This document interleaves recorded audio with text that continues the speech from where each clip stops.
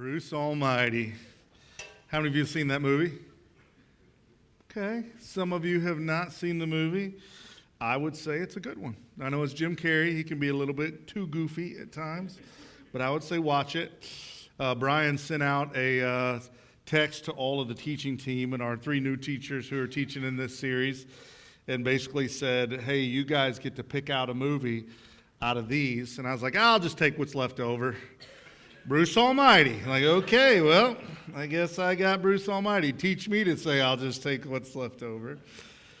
From the trailer of the movie, you can kind of get the idea. Bruce thinks that he can do a better job than God. How many of you ever thought that? I have. There's been many times, especially when I'm bow hunting, and I think, God, you can calm the wind and the rain. Just calm this wind right now. I've prayed that prayer. Like, even the seas obey. Would you just let it stop being so windy right now? The prayers I've prayed have been really goofy over the years. We're in the 3rd week of this series, Summer at the Movies, and there's so many good truths that we can see everywhere. In the culture and movies, God's truth reigns throughout all kinds of places. And we can see those in the movies, and that's what we're doing, and we're walking through some classics. So yes, most of these movies you've probably already seen. If you haven't seen them, they've been out there plenty long, and they're probably not going to be a spoiler. What we have seen so far in this series is it's not been spoilers. It's actually, or just been like, oh, I've already seen that movie. Most people, what we're hearing is like, man, I kind of want to go watch that movie again. And I think that's what happens a lot of times. That's what happens in life. Like, there's a lot of things in life that we've already experienced or seen that sometimes when we hear them or see them in a different lens, especially when we're looking through a kingdom lens, all of a sudden we learn something new. And that's kind of how life works, and that's what we're doing with the movies. Like Bruce in this movie, I think there are a lot of times that we deal with things that kind of make us second-guess God and His goodness. And we might even think that we can do a better job than he can do.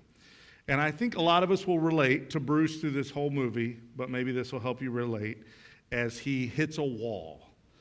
And he tries to pray with some prayer beads that his girlfriend has given him. Check this clip out. We'll come back.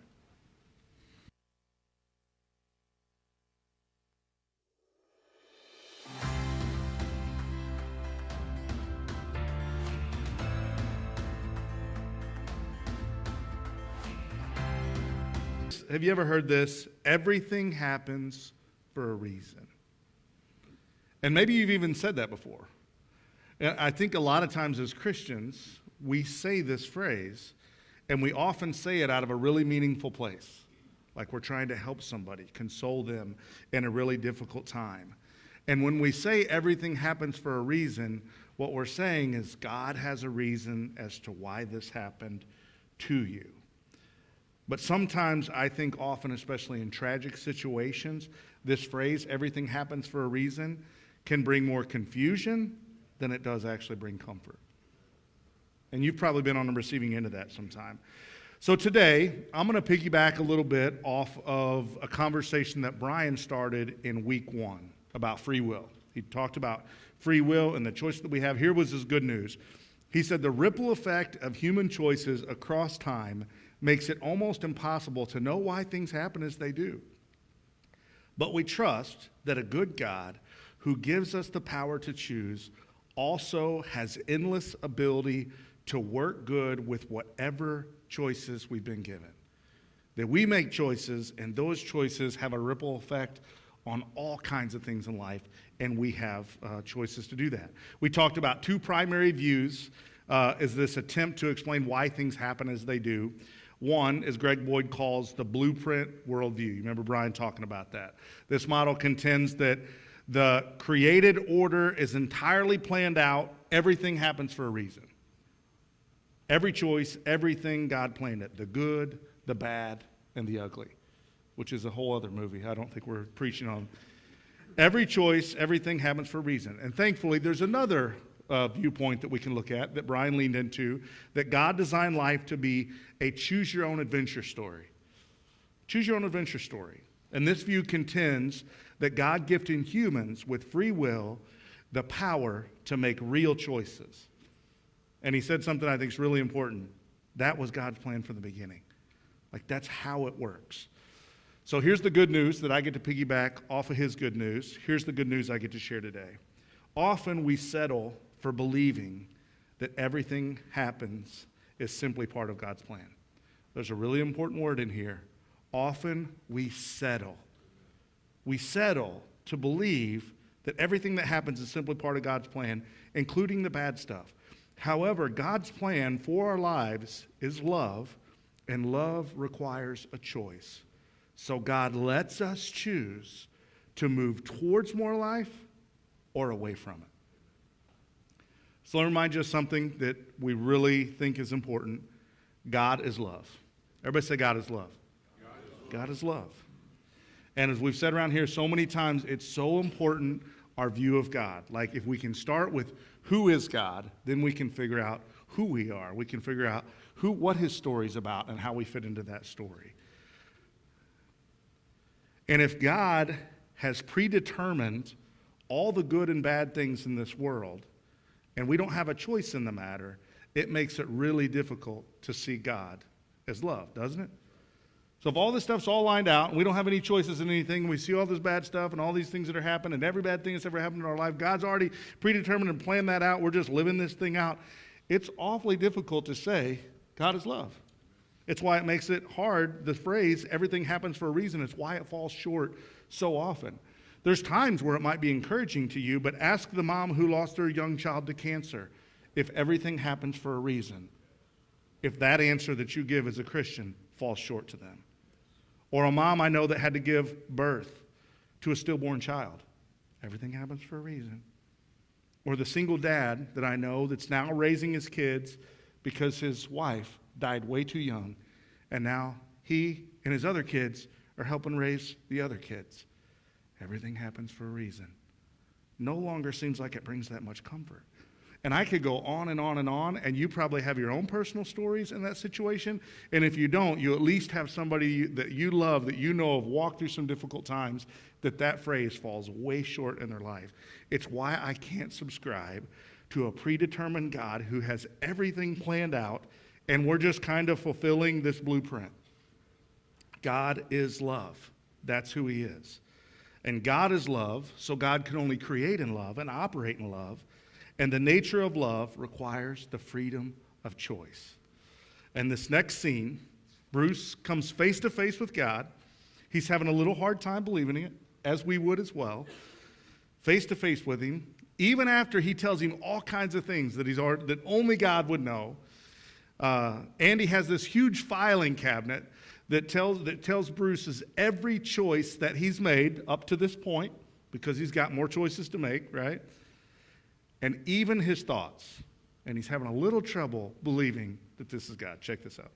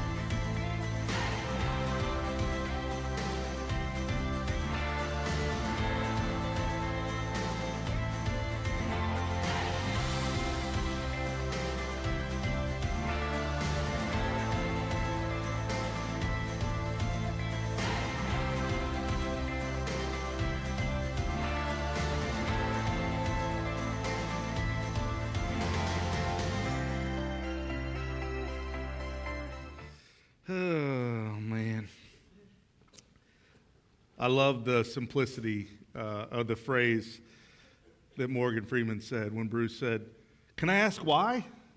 He said, "Yeah, of course you can. That's the beauty of it. You can. You got choices." Morgan says, there are 2 rules. Don't tell anyone that you're God, and you can't mess with what? Free will. I love that. Not because Hollywood says it, but because that's how God designed it. Hollywood's just piggybacking off something that they have seen and written and put in a movie. We get to choose. Every day, we have choices that we get to make. We get to choose. Often, we settle for believing that everything that happens is simply part of God's plan, pushing it all to Him, including the bad stuff. However, God's plan for our lives is love, and love requires a choice. So God lets us choose to move toward more life or away from it. We get to choose. We have choice. We have agency. Don't settle for believing that we don't. Believing that you don't have a choice is not freeing. That binds you down. And then what you only have to turn back to is religion. And we've already come through a series that says losing my religion. We have choice. In the Old Testament, Deuteronomy, God says, "I call heaven as earth as my witness against you right now. I have set life and death, blessing and curse before you. Now choose life so that you and your descendants will live." What can they choose? Life. They get to choose it. The New Testament, Jesus says, "Jerusalem, Jerusalem, you who kill the prophets and stone those who were sent to you, how often I wanted to gather your people together, just as hens chicks under her wings. But you didn't want that." They didn't want it. They got to choose. What do you want? This is what they want. We get to choose. All through Scripture, we see people making choice after choice. They get to decide. It's why Jesus often gave this invitation, "Come and follow me." Sometimes we see that as just like a command that Jesus said. It's actually more than a command. It's an invitation. Come and follow me. And there are thousands that would show up and listen to Jesus, and they would follow him, and they were amazed by him. And then at the end of the day, thousands would actually move back, and there was only a handful of people that would actually still follow him. This happened over and over. We see this all throughout the New Testament. When you get an invitation in the mail, what do? RSVP. Some of you, like us, we put it aside and say, "We're going to decide later." And then people are like, "Are you coming to our wedding?" And we're like, "Oh, I thought you RSVP'd. I thought you did." We got a choice to make. Sometimes if we don't make it, we're still making a choice, right? But you RSVP, you choose. It's why Jesus says, "Come and follow me." We get to choose. Am I going to follow him or not? Jesus was always asking people, "What do you want? What do you want?" It's why learning from Jesus, to love like Jesus and live as Jesus, is so important. It's why learning from Jesus, it's so important to choose what you want more. As I've had an opportunity to coach people over the last 25 years, people coming in and talking to me, and I get a chance to coach them, and you know what I often get down to? A question that Jesus asks people all the time. What do you want? Oh, your marriage is on the rocks and all this kind of stuff's going on. What do you want? Do you want your marriage restored? Yes. Man, I have this thing that I'm struggling with, and this. What are you wanting? Well, this is what I want. Okay, well, if that's what you want, we can work with what you want. Because God often wants to know, what do I want more out of life? What does that look like? God is love. We get to choose. What are we choosing? To surrender to God's love. And what does love lead to? More and better life than we ever dreamed of. Often we settle for believing everything that happens is simply part of God's plan, including the bad stuff. However, God's plan for our lives is love. And love requires a choice. So God, in his goodness, lets us choose to move toward more life or away from more life. We get to choose love, to choose life. Jesus said, "A thief is only there to kill, steal, and destroy. I come to give you real, in the now, and eternal life, in the forever, more and better life than we ever dreamed of." Now, when we hear Jesus say that, what I would hope we would say is, Now, what do you want more? Real and better life, better than I've ever dreamed of. That's what I want. That begins now, not just someday. And how do we get that life? We choose it. Well, that's too simple. It is really simple. It's really simple. But it's really hard because we also have other competing objectives inside of it for how we actually want to live our life. And we don't actually want to learn from Jesus how to live like Jesus and live as Jesus. But we get to choose. And the reason I say love is life is because choosing to surrender to God's love every day, if we did that in every situation, it would transform every area of your life. It's how it works. It's literally choosing more life. And if you really want real and full life, as Jesus promised, love, it's allowing God's love to work in you, like Nikki invited us this morning, to flow through you, and it flows to other people. If we want to know if we're growing in love in real life, how are you loving other people? It's a really good objective to be able to say, how is my life representing and loving other people? I know if my life's transforming because am I actually loving other people? A transformed life, your life, will help transform more life. More love will flow through you that helps flow to other people. It's one of the biggest things that I am trying to help my boys realize. Choosing life, choosing love, will transform their life. They have the power to choose. When they walk into a room and engage with their brothers, or engage with another student, or engage with their parents, that's where I really want them to show some love. Or when they engage with a teacher, or when they engage with another adult. One of the things I love doing is walking into a space where they don't know I'm at and watching them engage with some of you. And man, I get so much joy out of that. When I see Jackson coming up, hey, Brian, man, good job, good message this morning. Talking to him like some adult or something, just loving on Brian in that moment. Like, I just well up being like, man, he's living as Jesus in that moment, you know? They're making choices. I'm helping them see that they can choose to move towards more life or away from it. They get to choose. I get to influence that a little more when they're under my roof. But even Weston gets to choose. Listen, you're killing the whole vibe in this room right now. You can go cry in your room or go destroy your room, whatever you want to do in there. You just can't do it in here. You're killing the whole vibe in here. We're all happy. We're having a good time. And you know what he chooses sometimes? I'm going to my room. Slams that door. I'm like, well, I guess he's upset. He just hangs out in there for a while. Then a little while later, I'll hear him walk out. You change your attitude? Yeah. Sorry, guys. I'm like, okay, well, I guess he's good. You know what part of that is? Helping them choose. When Weston goes, sits in his room, do you think he feels alive? No. You think he feels like, man, this is good. I'm going to keep choosing this stuff. He's like, man, I think I'd rather be out there watching YouTube and hanging out with my family or whatever we're doing, you know? Gets to choose life. God created a world with free will where humans have the capacity to freely choose life or death. That's what we get to choose. I want to show you one more clip of this movie. Bruce has been using his power to gain all the things that he thought he wanted in life. What do you want more? He thought, you know what? This is what I want.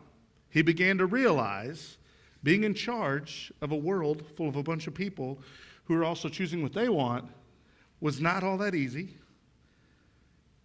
and a little more than what he bargained for. And that maybe the choices that he had been making actually were not bringing him more and better life like he thought. Check this out, and we'll close out.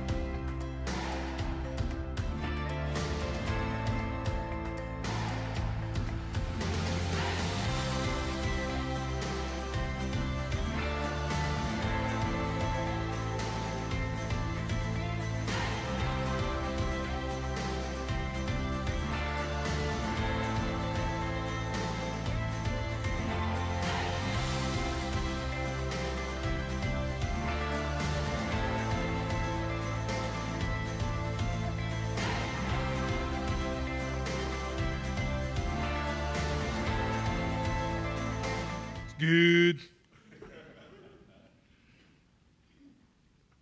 I love that moment where Morgan Freeman says, now that's a prayer.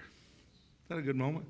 I had forgot about that. As I was watching that movie, man, and that clip came on, and I heard that. I'm like, wow, that is a prayer. World peace? Sure, if you want to be Miss America. Did you notice the shift in Bruce's life? For those of you that have seen the whole movie, you see it. But even in these 3 clips, it went from, why are you doing this to me? Life isn't fair. Why is all this stuff happening? The focus was all on him, thinking that God's causing all of these things. And then he moves to, if I could make all the choices, things would be better. If we could do life my way, it would all be better. And he gets an opportunity to do that. Rare opportunity. He gets to make all the choices, call all the shots, and ultimately what happens when we make all the choices and call all the shots, it is not going to lead to better life than we ever dreamed or imagined. It's going to kill, steal, and destroy everything that we thought we actually wanted. But eventually, he started to choose life, and God asked him the question that we get asked every single day. What do you really want? What do you want? No. What do you really want? And Bruce got to choose love. And when we choose love, we're choosing more life because they're connected. And it's the way God set it up. Because love isn't love if there's not a choice in it.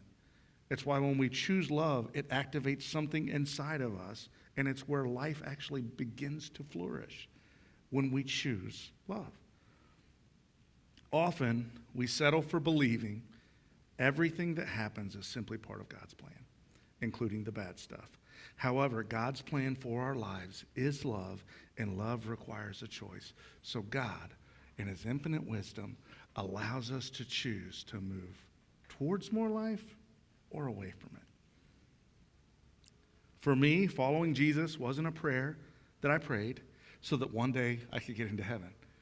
It took me a while to get to the place where I decided I wanted to follow Jesus because I wasn't looking for just life someday. So that version of Christianity began to fall a little short for me, and I wanted something different in my life. A new way, a new direction, a new way to live. So when I followed Jesus, it was about following him. It was why I got so confused with Christianity early on because I was following Jesus, but it seemed like Christianity fell short at get into heaven and now behave. I was like, wait a second. This is what Jesus says. Why are we not doing this? And I haven't been following Jesus perfectly by any stretch. It just was a disconnect for me because when I followed Jesus, it was about a choice to make more choices every single day to follow Jesus. And then what I noticed was what change took place in me. And one of the ways that I know that this change has taken place in me is similar to Bruce. Like my prayer life began to change. And it was less about, God, this is what I need you to do for me. And it was more about, God, I need to be aware of what you're doing. And help me be able to see that activity. And I would pray for other people, but I would pray for God to use me in other people's lives. That was so much about what my prayer life is. It's why every once in a while you might get a text or a phone call, an encouragement, because I'm listening to the Spirit that day. And Lord, what is it that I can do? Help me see where you're at work. And there's been so many times that somebody said, how did you know I needed that phone call today? How did you know I needed that text? I didn't know that. God knew that. He was working in your life, and I got to be a part of that. But if I wouldn't have chose to do that, I wouldn't got to be a part of that love. I wouldn't have got to be a part of taking that love and sending that to you and being able to be a part of those things. I get to choose love. It brought a little more love to somebody else. What about you?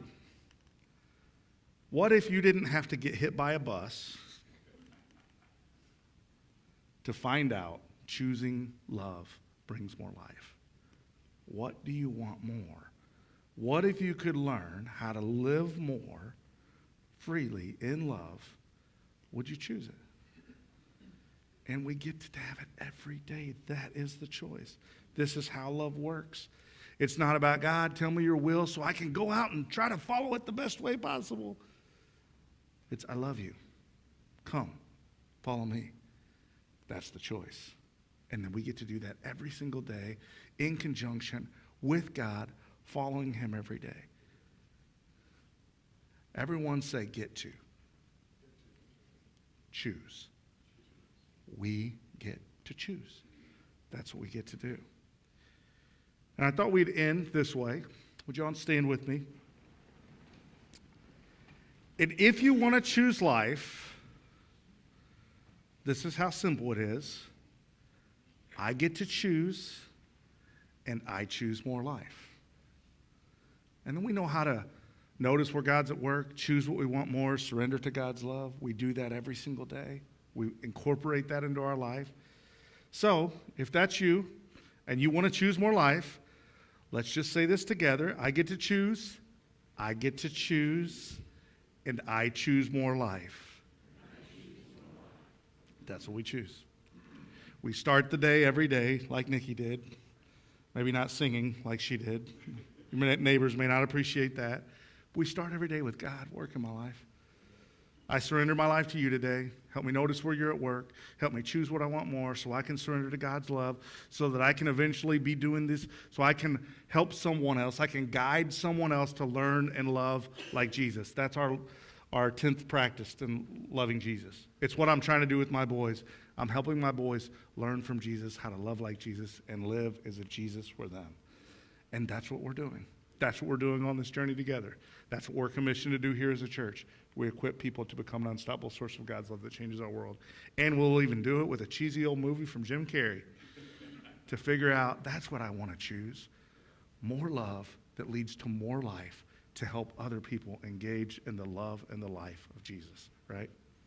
I get to choose, and I choose more life.